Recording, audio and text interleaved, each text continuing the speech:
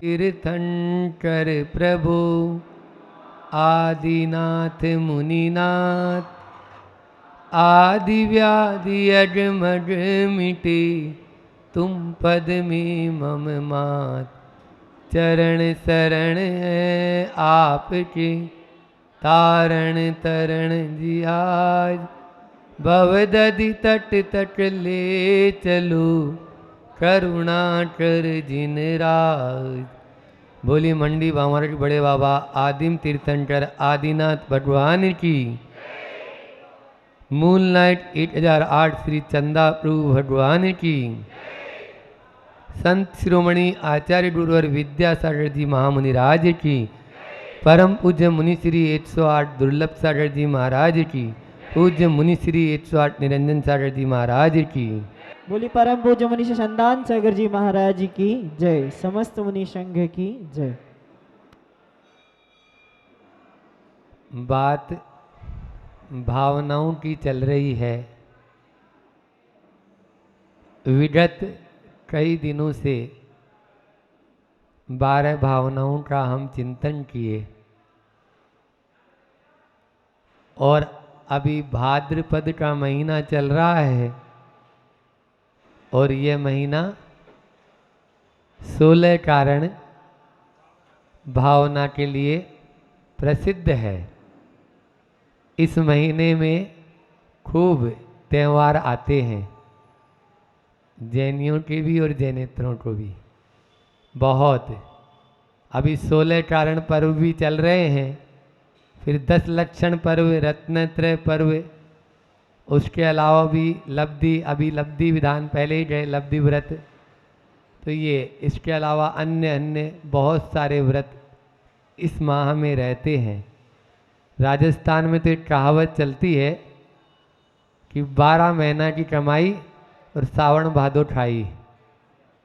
ऐसा चलता है कि श्रावण और भाद्रपद में खूब धारणा पारणा चलती है, तो धारणा में अच्छा माल, पारणा में भी अच्छा माल। उपवास की बात नहीं हो रही है, ऐसा रहता है। बात है 16 कारण भावनाओं की। बहुत महत्वपूर्ण भावनाएं हैं। प्रतिदिन मंदिरों में अनुगूंज गूंजती रहती है। 16 कारण भाई तीर्थंकर जे भय, है ना। मतलब तीर्थंकर प्रकृति का बंद यदि करना है तो 16 कारण भावना भाना अनिवार्य है। नाम कर्म की 93 प्रकृतियां हैं। उन 93 प्रकृति में से मात्र एक प्रकृति ऐसी है जो बंद तो रही है और बांध भी रहे हैं हम चला के, लेकिन उसका बंधन वही कर पाता है जिसको संसार से मुक्त होना है। एक कर्म का बंध ऐसा है जो संसार से मुक्ति दिलाने वाला है। उसमें भी निदत्ति निकाचितपना, मतलब उसका फल भोगे बिना वह मुक्त होगा ही नहीं। ऐसा चतुर्थ ऋण स्थान से 8वें ऋण स्थान तक ये थोड़ा सा अपना सिद्धांत का विषय है। उसके प्रथम समय तक इस प्रकृति का बंध चलता है। तो ऐसी वह तीर्थंकर प्रकृति का बंध कराने वाली भावनाएं, आज से उनको हम एक एक भावना का अपन चिंतन करना चाहते हैं। आज प्रथम भावना अपन लेंगे। उससे पहले की भावना लें, आपने देखा होगा तत्वार सूत्र में आचार्य उमा स्वामी महाराज ने बहुत ही संक्षेप में इन 16 कारण भावनाओं के नाम के लिए एक सूत्र दे दिया। दर्शन विशुद्धिर, विनय संपन्नता, शील वर्तिस्मृतिचार, अभिष्ट ज्ञानोपयोग समेत, सत्यतस्त्याग तपसी, साधु समाधि, वैयावर्तन, अरंत भक्ति, आचार्य भक्ति, अरद आचार्य बहुश्रुत प्रवचन भक्ति, रावसट परिहाणी, मार्ग प्रभावना, प्रवचन वत्सलत्व मिति, तीर्थ करत्वस्य। ये सूत्र आचार्य उमा स्वामी महाराज ने दिया। दर्शन विशुद्धि भावना, विनय संपन्नता भावना, शील वर्ते स्मृत विचार भावना, अभीक्षण ज्ञानोपयोग भावना, संवेग भावना, सट्टितस्त्याग भावना, सट्टितस्तप भावना, साधु समाधि भावना, वैयावर्तकरण भावना, अरत भक्ति भावना, आचार्य भक्ति भावना, बहुश्रुत भक्ति भावना, प्रवचन भक्ति भावना, आवसट अपरिहाणी भावना, मार्ग प्रभावना भावना और प्रवचन वत्सलत्व, ये 16 भावनाएं आचार्य महाराजों ने हमें दी है। बंधुओं, भावना जैसे मैं प्रतिदिन बोलता आ रहा हूँ कि अच्छी भावना भी होती है और बुरी भावना भी होती है। अच्छी भावना हमें विकास की ओर ले जाती है, बुरी भावना हमें विनाश की ओर ले जाती है। हमारे ऊपर निर्भर है कि हम कैसी भावना भाएं। भावनाएं तो हमें बहुत मिली है। संकल्प जो व्रतों को दृढ़ रखने के लिए, अभी जीवन जीने की कला में भी यही चल रहा है, व्रतों को दृढ़ रखने के लिए तत्स्थैर्यार्थम भावना पंच पंच ये भी आती है।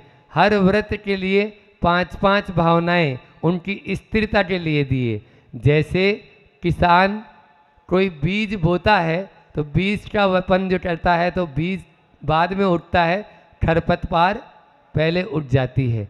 इसी प्रकार से वो पहले खरपतवार को हटाता है ताकि उस पौधे को, उस बीज को पूरा यानी जो है ना मैं खाद या पानी जो भी दे रहा हूँ वो उसे मिले। इसी प्रकार से हमारे जीवन में इन भावनाओं की भूमिका होती है। भावना वो जो चारों तरफ सराउंडिंग जो खरपतवार उठ जाती है। हम कोई भी व्रत लेते हैं, कोई भी नियम लेते हैं, कोई भी संयम लेते हैं, किसी भी कदम आगे बढ़ाते हैं मोक्ष मार्ग में, तो सबसे पहले खरपतवार उड़ना शुरू हो जाती है। एटमॉस्फियर ऐसा ही है। वर्तमान में एक आदमी आगे बढ़ना चाहता है, परिवार में 4 आदमी बोलते "ए, बैठ जा चुपचाप, कहाँ जा रहा है तू?" ये स्थिति होती है। गलत मार्ग में लगाने वाले बहुत मिल जाएंगे। सर्वोपरि श्लोक संग्रह है मित्र कौन और शत्रु कौन, उसमें स्पष्ट लिखा है कि यदि आपको इस तरह से यदि कोई रोक रहा है अच्छे मार्ग में जाने से, माला फेरने से, धर्म करने से, परम शत्रु है। मैं नहीं बोल रहा हूँ, आचार्य अमित गति बोल रहे हैं समित सर्वोपरि श्लोक संग्रह में। और यदि आपको कोई आगे बढ़ा रहा है, प्रोत्साहन कर रहा है, तो वो आपका परम मित्र है जो आपको सही मार्ग दिखा रहा है, सही मार्ग दिखा रहा है, वो सन्मार्ग दिखा रहा है। इसलिए ये जो खरपतवार उठती है, इनको इन 16 कारण भावनाओं से हम धीरे धीरे दूर करेंगे। यही हमारी 16 कारण भावनाएं, 16 आपके पास में खरपतवार उखाड़ने के लिए हम अस्त्र शस्त्र दे रहे हैं। ठीक है ना। आज दर्शन विशुद्धि की बात करते हैं। समय अपनी गति से बढ़ ही रहा है, तो दर्शन विशुद्धि और सम्यक दर्शन। सम्यक दर्शन तो सब जानते हैं, समीचीन दृष्टि का नाम सम्यक दर्शन है। तो फिर महाराज जी दर्शन विशुद्धि भी हो जाएगी?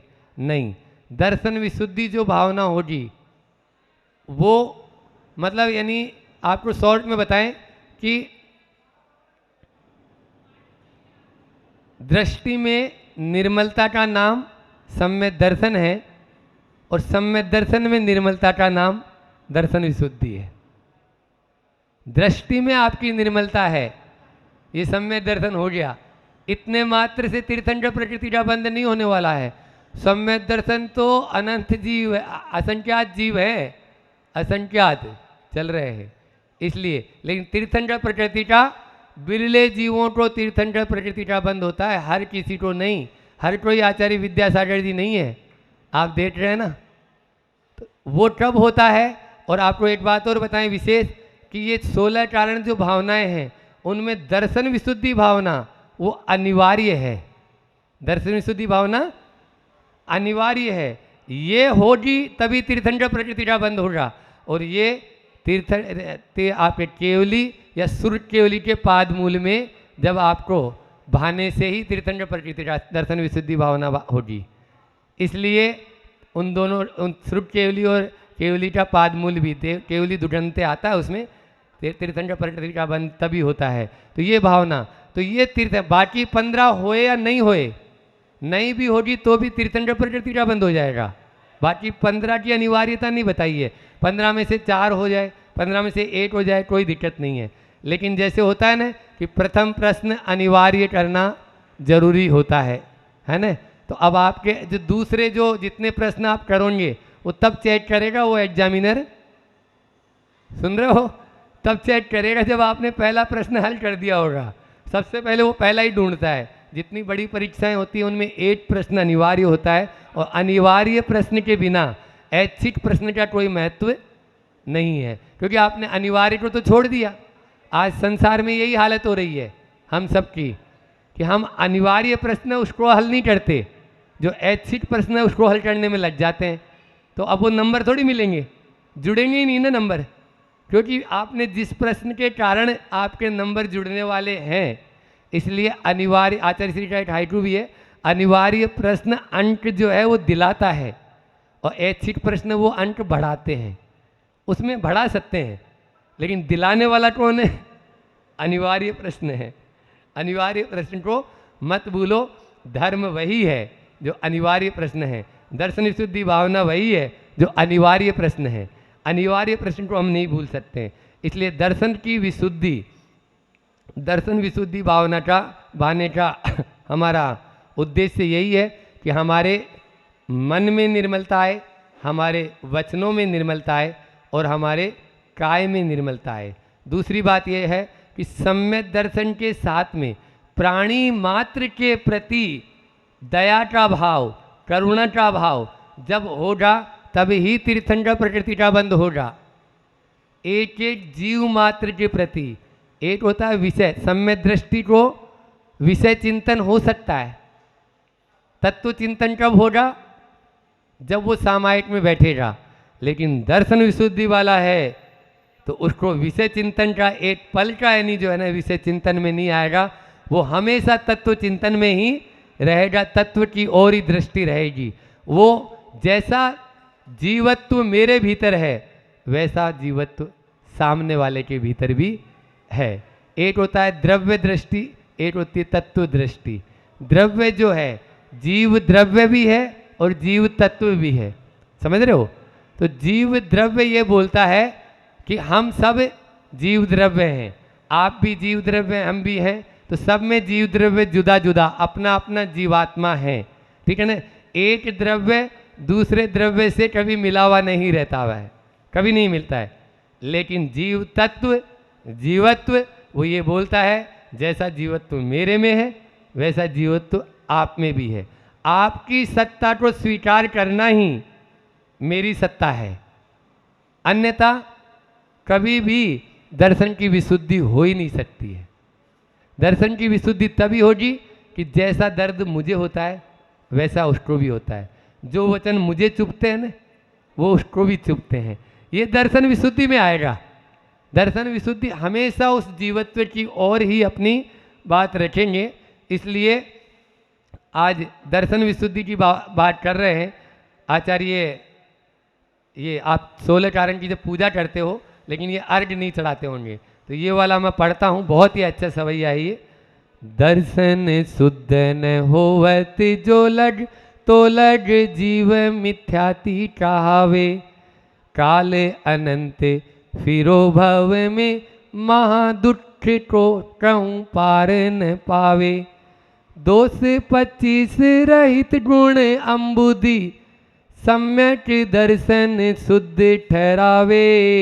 ज्ञान कहे नर सोही बड़ो, मिथ्यात्व तजे निज मार्ग ध्यावे। ज्ञान कहे नर सोही बड़ो, मिथ्यात्व तजे जिन मार्ग ध्यावे। वही व्यक्ति बड़ा बन सकता है। पुण्य फला अरहंता बोला है। अरिहंत जब तभी बनते हैं जब पुण्य का उदय, पुण्य का फल होता है।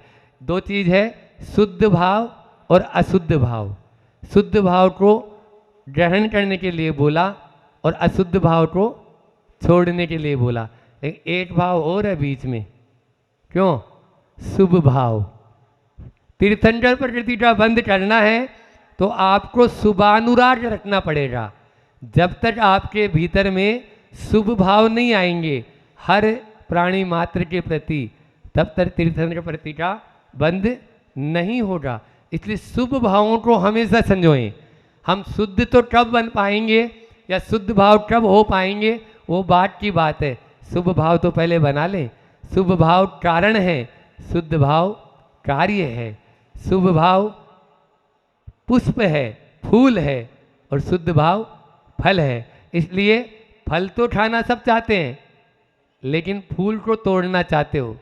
फूल तोड़ेंगे तो कभी फल की प्राप्ति होगी, 3 काल में नहीं होगी। इसलिए दर्शन विशुद्धि भावना यदि भाना है तो हमारे मन में, वचन में और काय में, इन तीनों में निर्मलता आए, इनमें कटुता ना आए, इनमें वक्रता ना आए, जब ये हमारी ये दर्शन विशुद्धि भावना भाना सार्थक होगा। आज इसी दर्शन विशुद्धि से जुड़ा हुआ एक हाइकू है। ज्ञान चिल्लाता विपत्ति आने पर, ज्ञान चिल्लाता विपत्ति आने पर श्रद्धा झेलती। श्रद्धा ये है दर्शन विशुद्धि। ज्ञान जो है ना वो चिल्लाता है, विपत्ति थोड़ा सा कष्ट आ गया तो सबसे पहले बुद्धि है ना वो काटने का काम करेगी, कैंची का काम करेगी। और श्रद्धा जो है ना वो सुई का काम करती है। कई बार बोल चुका हूँ, श्रद्धा जोड़ती है। श्रद्धा बोलती है बेटा मत घबरा, होता है, कर्म सिद्धांत है, इष्ट का वियोग अनिष्ट का संयोग चलता है, ये श्रद्धा बोलेगी। और ज्ञान क्या करेगा, अरे अब ऐसा हो गया मेरे साथ में, उसने ऐसा कर दिया मेरे साथ में, उसने ऐसा कर दिया था, वो सही इंजेक्शन लगाता तो बच जाते, नहीं तो वो तो चले गए, ऐसा हो गया। ये ज्ञान का काम है, श्रद्धा का काम नहीं है। आज वर्तमान में प्रवचन तो हम बहुत सुन रहे हैं, समझ रहे हो, स्वाध्याय बहुत कर रहे हैं, दिन भर टीवी चैनल के माध्यम से सुबह से शाम तक चलता ही रहता। असर क्यों नहीं पड़ रहा? असर इसलिए नहीं पड़ रहा कि श्रद्धा नहीं है। ज्ञान तो है, ज्ञान का तो हम उपयोग, तो ज्ञान जो है वो चिल्लाता है विपत्ति आने पर, श्रद्धा झेलती है। इतना ही रखते हैं। आचार्य श्री के हाइकू में तो गागर में सागर भरा हुआ है, थोड़े से में भी बहुत बोल देते हैं गुरुजी। बोलिए अहिंसा परमो धर्म की जय। बोलिए देवादिदेव 1008 मूल नायक श्री चंदापुर भगवान की जय। बंडी बामोरा के बड़े बाबा आदिनाथ भगवान की जय।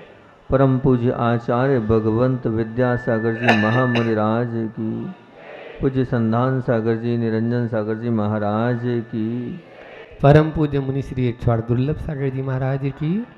दुख पर चर्चा चल रही है और कल भी अपन ने दुख पर बात करी थी, आज भी करते हैं।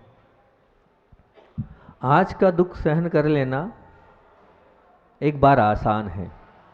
आज का दुख सहन कर लेना एक बार आसान है, लेकिन आज के दुख के साथ जब भविष्य की कल्पना मिश्रित हो जाती है, आज के दुख के साथ जब भविष्य की कल्पना मिश्रित हो जाती है तो वह असह्य हो जाती है। वो कल्पना उस दुख को और असह्य बना देती है। एक कथानक को अपन प्रारंभ करते हैं इस बात को सिद्ध करने के लिए। राजा के पास एक व्यक्ति को लाया गया और खड़ा किया गया कि हे महाराज, रात्रि के 2 बजे आपके राजमहल के आसपास ये चक्कर लगा रहे थे, इन्हें हम पकड़ कर लाए हैं। मेले कुचले कपड़े पहने हुआ, अपनी स्थिति उसे अगर हम देखें उसकी स्थिति को तो लग रहा था बहुत गरीब है और बहुत आवश्यकता इस व्यक्ति को है। राजा ने पूछा क्यों, चोरी करने के लिए आए थे? वह हाथ जोड़ के बोला नहीं राजन, मैं चोरी करने नहीं आया था। फिर क्यों इतनी रात में हमारे राजमहल के चारों तरफ घूम रहे थे? तो उन्होंने, उस व्यक्ति ने बड़े निश्चल भाव से कहा कि हे राजन, हमने सुना है आप बहुत बड़े दानी हैं और ऐसा भी सुना है कि प्रतिदिन जो आपको सबसे पहले जगाता है जयकारा के माध्यम से, उसे आप एक स्वर्ण मुद्रा देते हैं।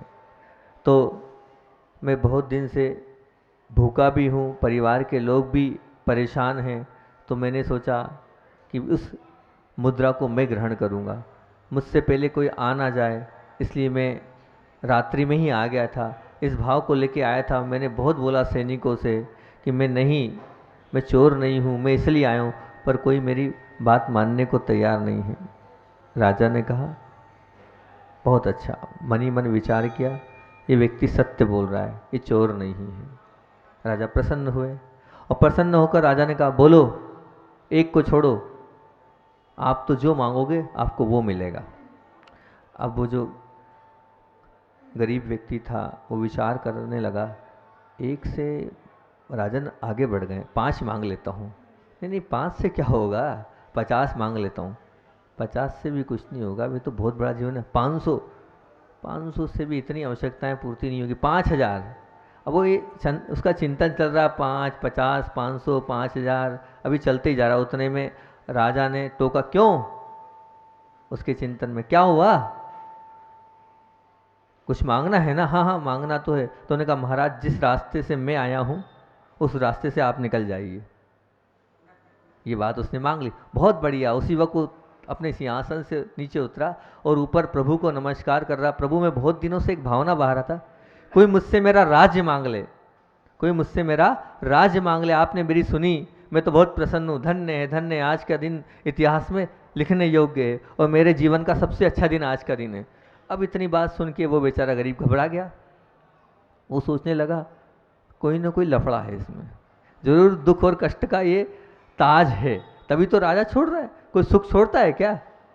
कोई इतनी अच्छी संपदा, मतलब कोई ना कोई है इसमें विकल्प। नहीं नहीं, अपने को भविष्य के दुखों को लेना नहीं है मोल। और वो बोले, महाराज जी, राजा महाराज 5 मिनट का समय चाहता हूँ मैं, मुझे मौका दिया जाए। वो बाजू की गली से बगीचे में गया। वो सोच नहीं पा रहा था क्या करूँ मैं, क्योंकि अब उसको भविष्य की कल्पना दिख रही है, दुख दिख रहा है, और वो भाग गया, राजा के पास पहुंचा ही नहीं। तो ये हमारी है कि हम दुख से डरे, और जो दुख से डरे वो क्या है, कायर। जैसे मान लो अग्नि जल रही है, ठीक है, वो अग्नि जल रही है, अब उस अग्नि को बुझाना है तो क्या करना पड़ेगा, अग्नि में लकड़ी देना बंद कर दो, तो अग्नि जलेगी ही नहीं। सीधी सी बात है कि जलेगी क्या अग्नि? आपने उसको ईंधन नहीं दिया तो जलेगी नहीं, जलेगी। तो अब आप अपने मन को आप शांत कर दो ना, पूरी कहानी मन से ही रहेगी। अभी प्रधानमंत्री पद किसी को नहीं चाहिए, हवाई जहाज किसी को नहीं चाहिए अमिताभ बच्चन किसी को नहीं बनना किसी को नहीं बनना, किसी को महाराज जी नहीं बनना है, नहीं बनना ना। तो यही हम आपसे कह रहे हैं कि आपकी पूरी मन की बात है। वो जो अभाव है वो आवश्यकताओं से नहीं है, वो अभाव आपके मन में घुसा हुआ है। वो अभाव के प्रति जो आपका आकर्षण है उसको आपको समाप्त करना है। और अच्छे से एक लाइन में कह दूँ इसको मैं, हो सकता है वो लाइन आपके जीवन में उतर जाए तो आपका कुछ कल्याण हो जाए। अभाव को, उस अभाव को आप उभय रूप, उस अभाव को आप उभय रूप रस्सी में बांधकर उपेक्षा में ले जाएं। मतलब उस अभाव को आपने किस रस्सी से बांधा है, उभय रूप। उभय मतलब क्या, अंतरंग और बहिरंग। उभय से तात्पर्य क्या, अंतरंग और बहिरंग परिणामों को उपेक्षा मतलब क्या, जो आया है हमारा भाव उसको हम एक तरफ रख दें, ये है उपेक्षा संयम। मुनि राजों के लिए उपेक्षा संयम का बहुत महत्व बताया है। अगर आप मुनि हैं, अगर आप मोक्ष मार्गी हैं, तो आपको हमेशा अपने साथ उपेक्षा संयम को रखना पड़ेगा। अर्थात जो भी आ रहा है उसमें हमें उसके साथ एडजस्ट होना पड़ेगा, वही उपेक्षा संयम है। तो आप उभय रूप से, उभय मतलब अंतरंग और बहिरंग दोनों परिणामों के माध्यम से उस अभाव के प्रति जो आकर्षण है उसमें उपेक्षा करते जाएं। उपेक्षा जब होगी, आपका दिखावा नहीं होना चाहिए बाहर से। उभय बोला है मैंने, उभय का मतलब क्या होता है, दोनों मतलब अंतरंग से भी और बहिरंग से भी। एक से काम नहीं चलेगा, दोनों चाहिए हमें, अंतरंग भी और बहिरंग भी।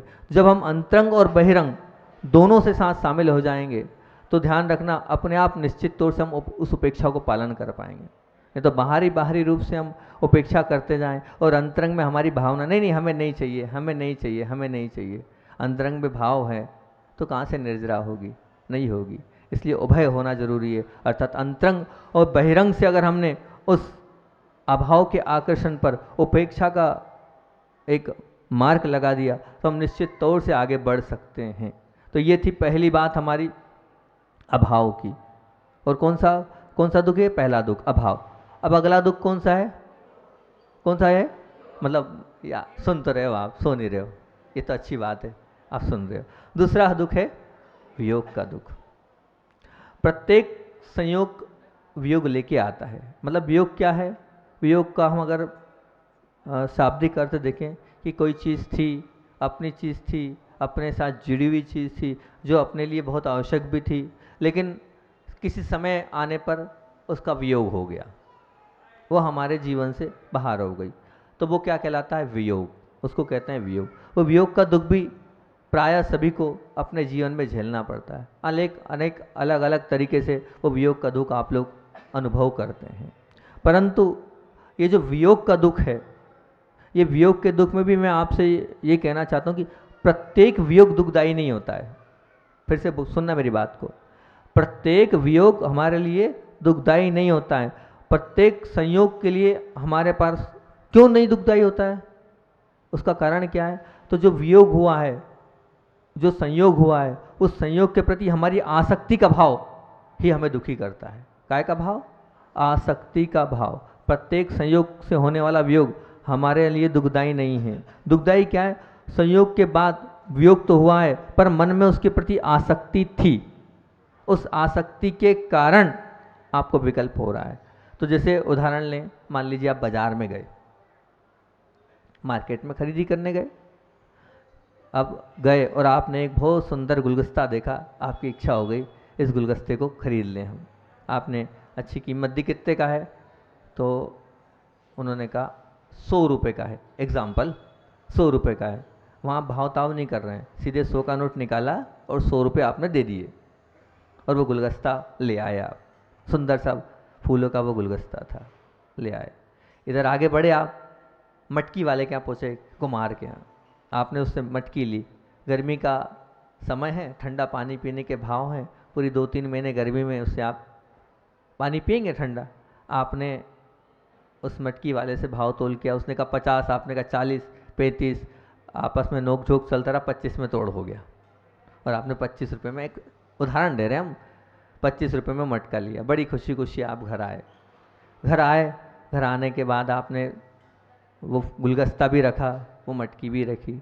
अब शाम तक होती है और शाम होता ये है कि इधर वो मटकी थी वो फूट गई। मटकी क्या हो गई? फूट गई।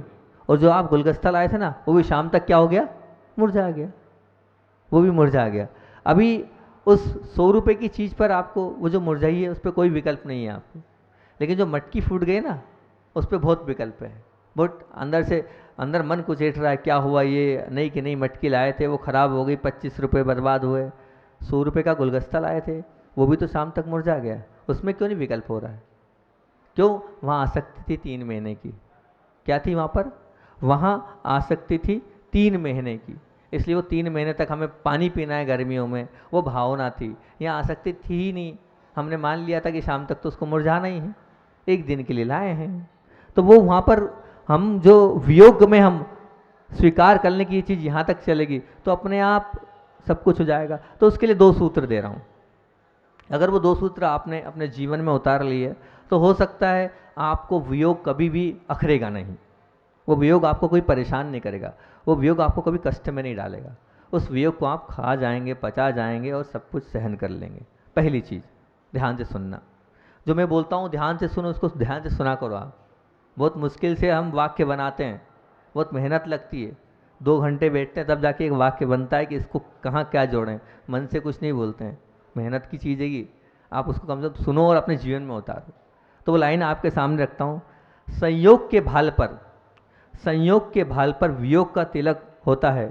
संयोग के भाल पर वियोग का तिलक होता है, जिसके अंदर ये समझ है वो कभी दुखी नहीं होगा। संयोग के भाल पर, संयोग के माथे पर, संयोग के भाल पर वियोग का तिलक होता है। काय का तिलक? वियोग का तिलक होता है। ये समझ लेना, जिसने ये चीज़ अपने जीवन में उतार ली वो कभी दुखी नहीं होगा। संयोग है, निश्चित है, लेकिन क्या एक तिलक भी लगा उसके ऊपर, वियोग का।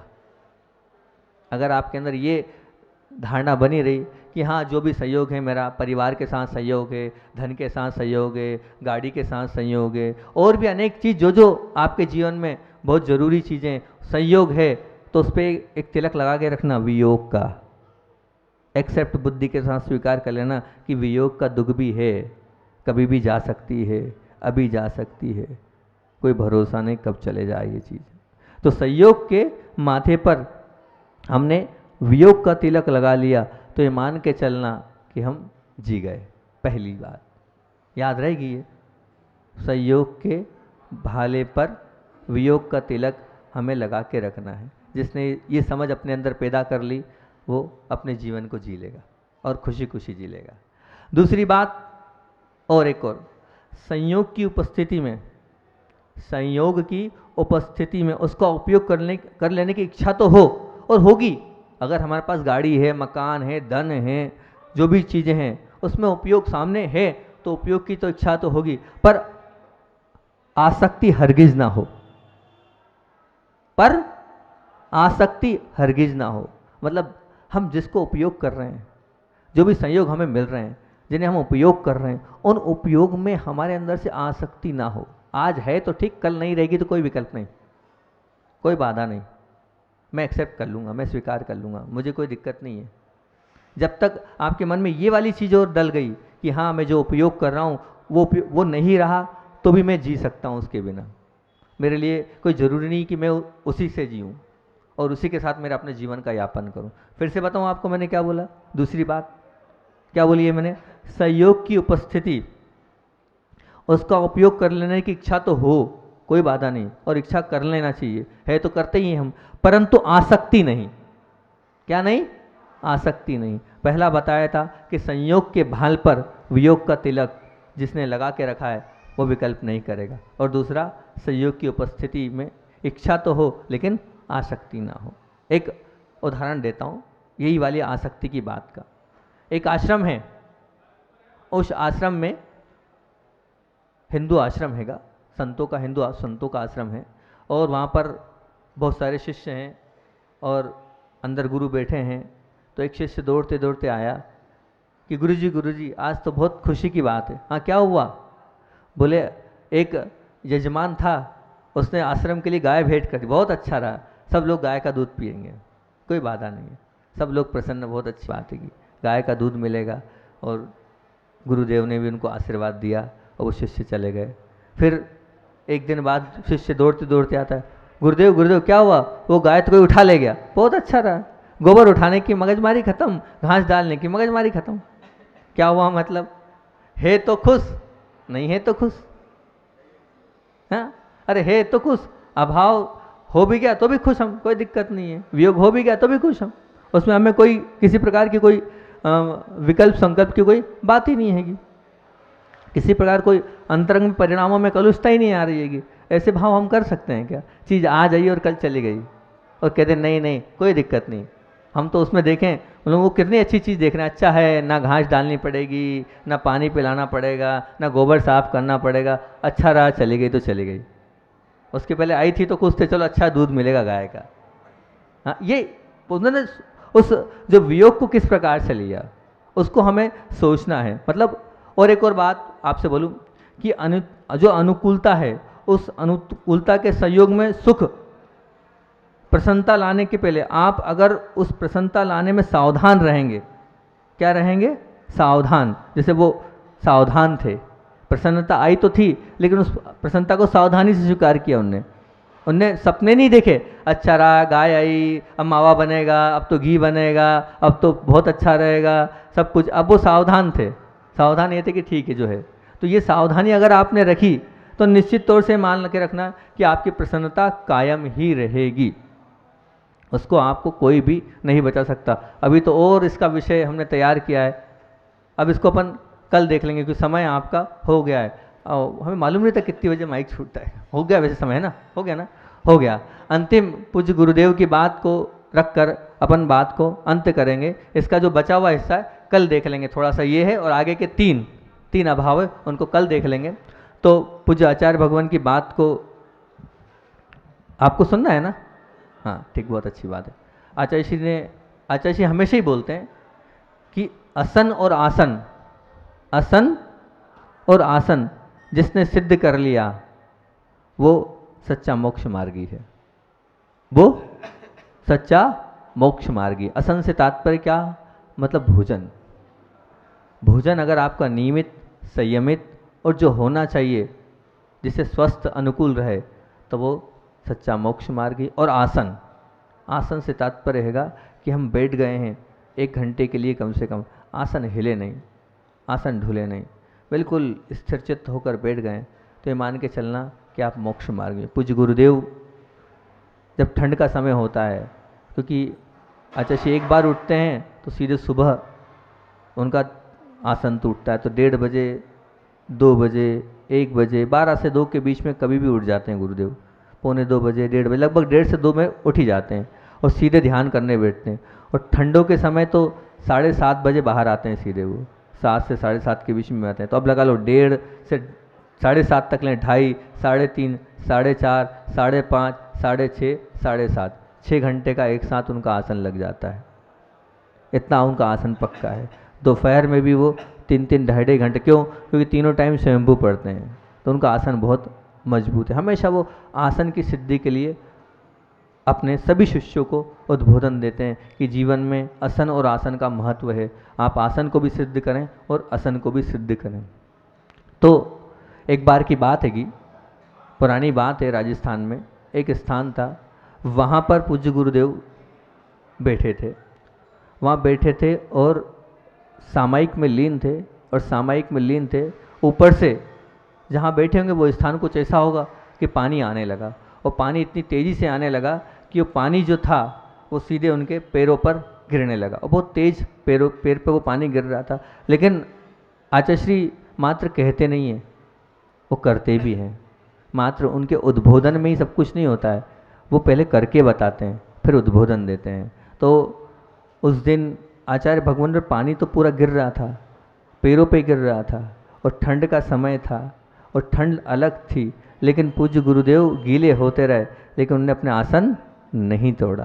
उन्होंने क्या किया? अपना आसन नहीं तोड़ा। तो आसन और आसन जिनके सिद्ध होते हैं वो महान व्यक्तित्व से। बोले आचार्य भगवान विद्यासागर जी महामुनि राज की जय।